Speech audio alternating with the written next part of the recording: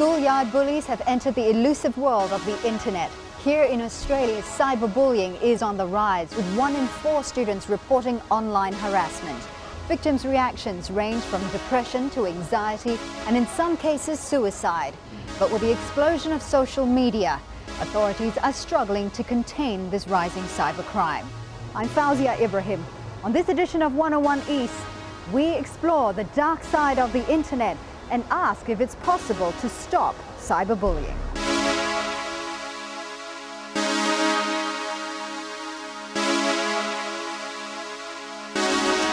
You're fat and ugly. Your comment is not needed here, you sack of Why would I want to get to know you? Sticks and stones may break my bones, but words will never hurt me. So the popular playground chant goes. But it's not always true, particularly when those words occur on social networks, a constant barrage of cyberbullying 24 hours a day. I'm gonna get you, you ugly sack of No one loves you. You just wait till we meet. You're dead, mate. You're a idiot. Today, Melbourne student Mickey Kendall is directing an anti-bullying drama for a local community TV channel. She says she knows what it's like to be harassed.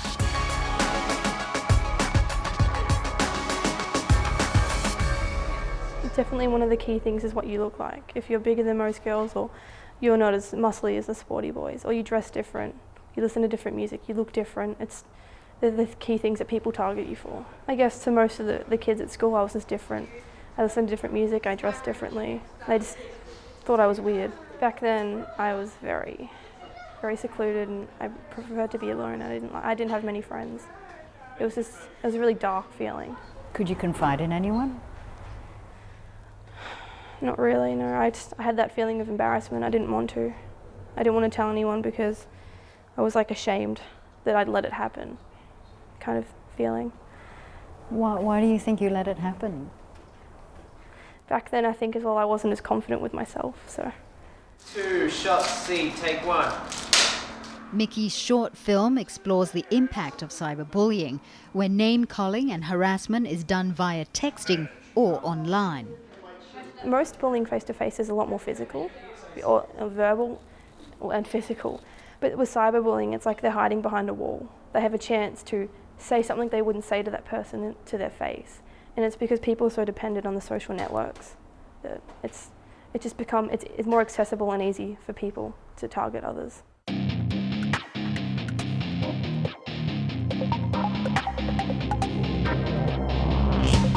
Facebook, Tumblr, MySpace, YouTube. They're the most popular social network websites for young people. It's a cyber playground where the digital age generation maintain and grow their circle of friends round the clock. This is a generation born with a mouse in its hand. There's no downtime. You're constantly on, and if you're not on, you feel like you should be on. Child psychologist Michael Carr-Gregg says the pervasive nature of the internet means cyberbullying can have a devastating psychological impact on young people. The bully has reached into the part of their world which they use to communicate with their friends. So they feel violated, they feel a massive intrusion, and they find it very, very difficult, therefore, to move away from it. We give the advice, block and delete. Much easier said than done when you rely on the technology to stay in touch with your friends who aren't bullying you. Michael empowers his young clients to deal with cyberbullying, but he worries about those who don't receive help and support. Some young people will do things online and they'll get humiliated, but they'll have sufficient resilience and they'll just wash over them and they'll pick themselves up and move on. But for others who have this kind of inherent weakness, this inherent susceptibility to mental health problems, it can be devastating.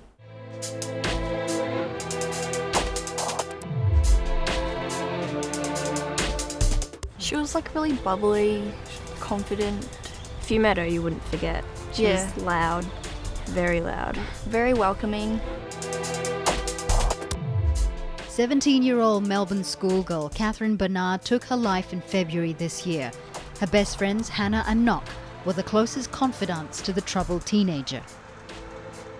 She did have depression, and she had problems with like family, and she kind of felt like no one was really there for her. Like she told us everything, and she'd call up crying, and she said like that she knew that we were always there for her. There weren't many people who were. The day Catherine decided to take her life, she had just started at a new school and was feeling lonely. She had come home, turned on her computer, all in the hopes of finding solace in her Facebook friends. Well, at the start of the day, we were all like happy. Like you wouldn't expect it, but during the night time, she like saw something on Facebook, which just made her start talking to the ex-boyfriend again. And What did she see? Oh, just her ex-boyfriend and one of her friends, which she thought was a friend. That was also talking after about her. Yeah, that was also after her first day back at school. So Yeah, she left didn't have the early. best day at school, so she was in a bad mood because of that. And that's when she said she was going to go for a walk, which is what she usually does when she was upset, but she'd always come back. Hannah called her up, asking where she was, and she was at the train station. And a month before, she tried killing herself As the train at the passed. train station. When we heard that she was around the station, we're like, oh. And then she said, call me back in 20 minutes. And we're like, I said, you better pick up. She's like, I will.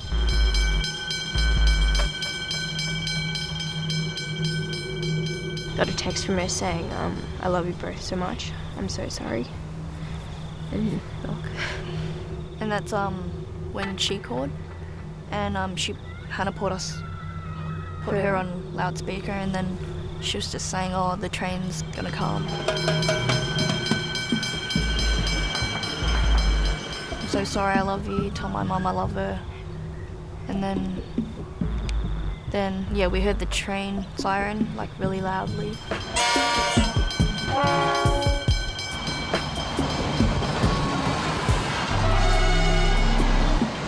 We knew she'd do it one day, but yeah, it was the bullying that did tip her over the edge. Catherine's suicide is one of 3 this year linked to cyberbullying in the state of Victoria. Her death comes after a poll ranked Australia as having the most cases of cyberbullying on social networks in the world. I visited St Albans Secondary College, one of Victoria's top government schools, to get a sense of what the nation's youth thought of cyberbullying. How many people here at this table use social media? All of us. All of us What is basically. social? Okay, what do you use it for?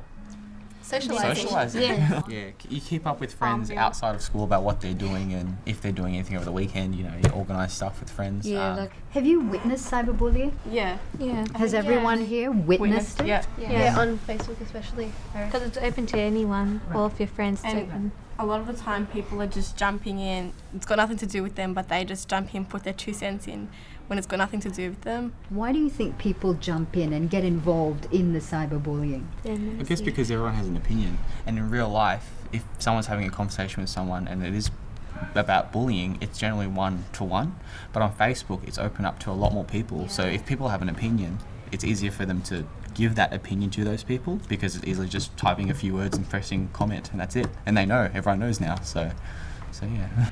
Would you ever talk to your parents or teachers about cyberbullying if you are being bullied online? My parents wouldn't understand really. They're not my age. They don't know what's going on. Our minds are really different. We're different. Yeah. So I probably wouldn't tell them at all. They don't have Facebook. They can't. They don't even know what like a computer is. Well, they do, but yeah. A lot of the people who are making policies against cyberbullying, who are trying to protect you, are people who are not involved in the actual medium itself. Do you think they have an understanding of what's happening? Not as clear. Not as clear, I've but only heard one side of the story. I think when they see the statistic of when people are suiciding, then when they find out that it is cyberbullying, I think at the start they'll try to fix the problem themselves, but eventually I think they're starting to realise that you should be asking the people who are being affected by cyberbullying. To fix the problem from inside out. Yeah. But until it happens to you, you won't fully understand. You have to be experiencing the bullying to fully understand what.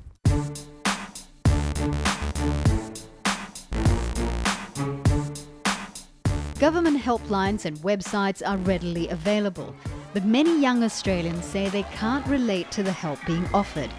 Lawmakers are now taking a different approach.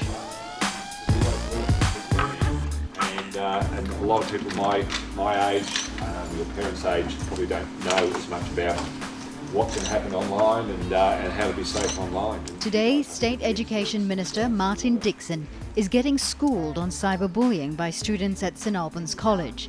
He admits that policymakers are struggling to understand the intricacies of social media. The generational gap really is part of the problem. It's the young people have total control over this. They have the knowledge, they have the language, and they have the technology. And so it is something that is really honed in and zeroed in on these young people and their world and their cyber world. And that's what makes it harder for adults to work with young people, because to a degree we're excluded from it. Minister Dixon acknowledges that today's young generation wants to be involved in decisions affecting them. A new anti-bullying campaign launched in early March is being led by Victoria's youth.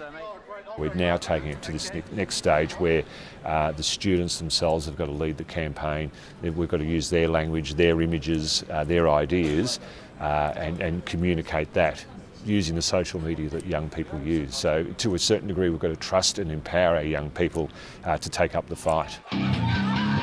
But teachers and lawmakers can only do so much to protect children online. Child experts say today's parents are too busy and prefer to leave parenting duties to schools. Michael Carr-Gregg says parents need to do more to get their children to confide in them. The children assume that their parents will take away their mobile phone, will take away their access online.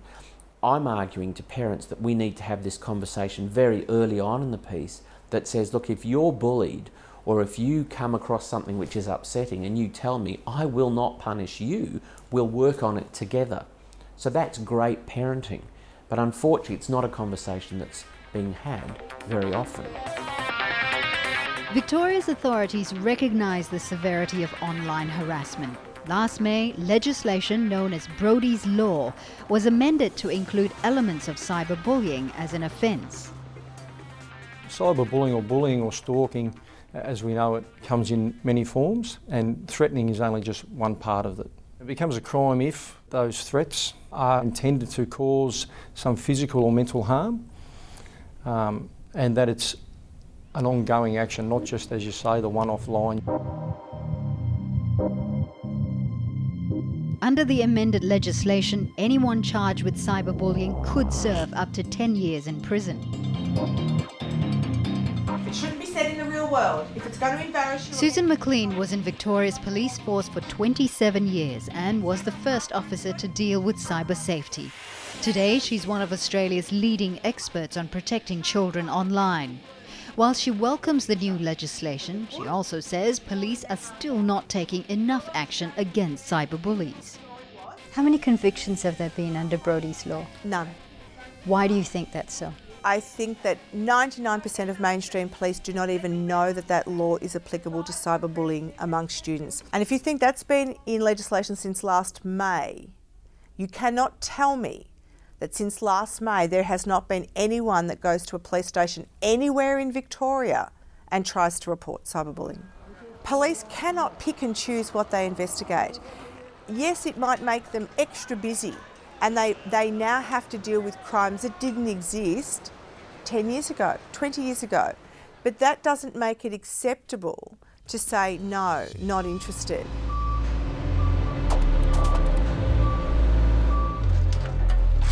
Lloyd Kennedy knows only too well the frustration of being cyberbullied. The 19-year-old from the small city of Geelong outside of Melbourne was targeted on a Facebook page known as Root Rater.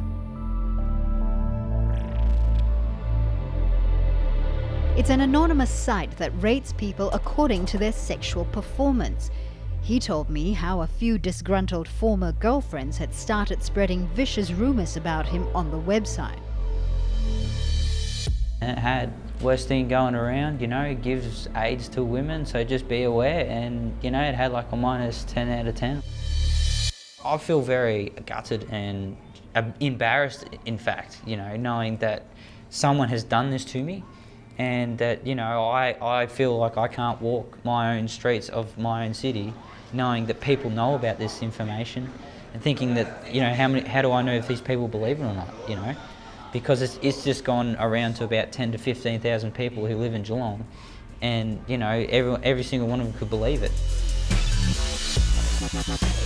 Lloyd said he also received anonymous prank calls and abusive text messages. Then he discovered someone had set up a website called Kill Lloyd Kennedy. It was an out-and-out threat, and you know, took this to the police, and what did they say? And the police said there was just nothing they could do. Like, you know, there's just childish little things, and you know, these people need to grow up, and you know, you just need to let it go. And I'm thinking, yeah, I know I need to let it go, but can't you see? This is just out of control. Having a threat with my name in print, you know, surely that's got to say something. You know, I don't want justice, but I just want for you people to just warn them, don't continue to do this, because, and you know, they just didn't seem to do much about it.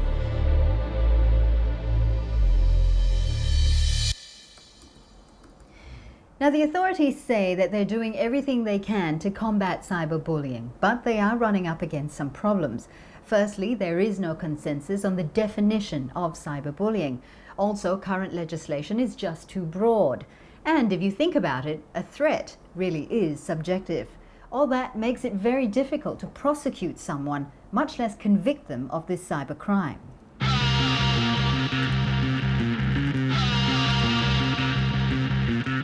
The problem is further compounded by the ambiguous, anonymous world of the internet. It's where trolls lurk. People who intentionally post provocative statements just to get an emotional response from the reader.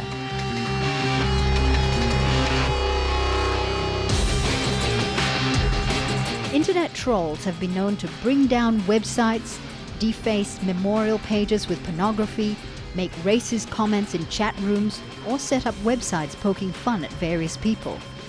They see it as teasing, pranking, a bit of fun. Others see them as bullies. I contacted an internet troll who agreed to speak to me, but only under the cover of anonymity. Most trolls are portrayed as mean, disgruntled, and socially inept. But Nebs came across as an intelligent, well-balanced, athletic 19-year-old with a wide circle of friends. We spoke about a Facebook page he helps run called FaceBeef, which singles out other Facebook users for ridicule. FaceBeef really started with just 4 close mates who really just were sick of people being annoying on Facebook, and they kind of wanted to have a platform to voice their opinion on other people doing that and what they think of other people.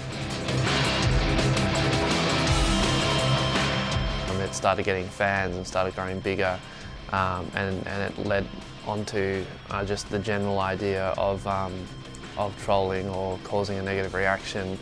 Why do you think it's so popular? Well, why are comedy shows so popular?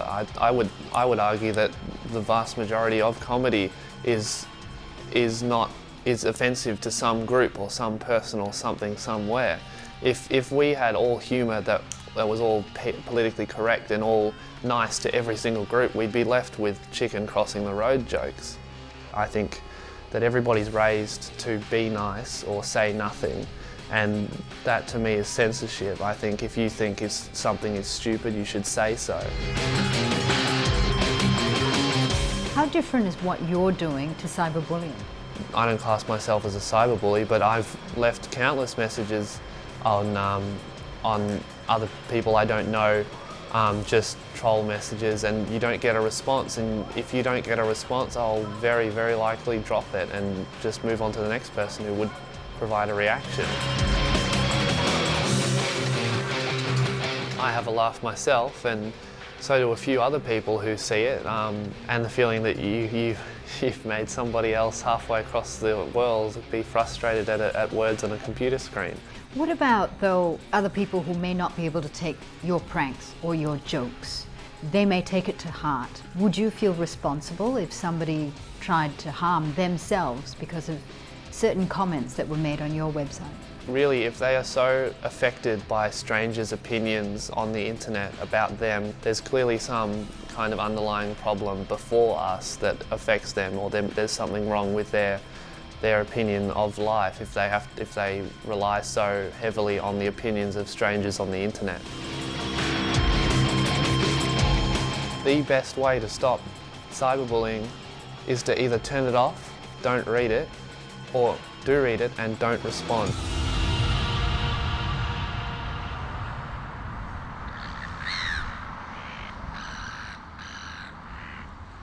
Tom Wood has similar advice for anyone facing harassment in the cyber world. When he was 14, he spent a lot of time in chat rooms talking to strangers about technology. Then it all went wrong after he got into an angry confrontation with someone online.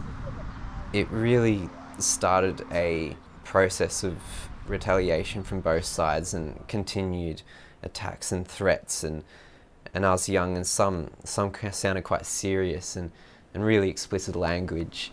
Didn't know really what to do, and I told friends, but it was just me involved really, so it was pretty agitating or frustrating, and eventually I just happened to kind of not respond again and just say, well, we'll just leave it be, and after that it finally kind of stopped. Today, Tom dispenses advice on his blog about how to protect one's privacy online and how to deal with cyberbullies. Don't respond, block and delete them from the website or service. If you can take it further, record the evidence, save it somehow, so if you have a record, then report abuse if you can, which is really important because the service provider should be able to remove it and possibly take action against the offender, hence deterring others from doing it. And finally, tell people in the real world that you trust, or friends, and who can support you and help you work through those processes.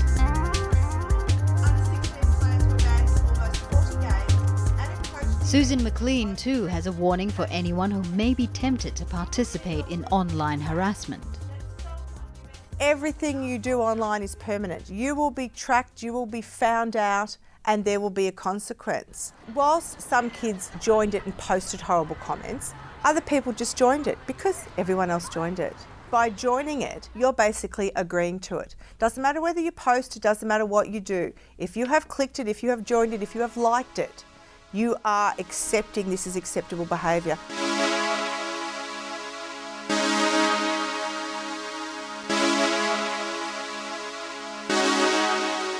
Some say bullying is part of human nature. Online harassment, however, has taken it to a whole new level. The internet provides bullies with anonymity and a larger playground to target victims.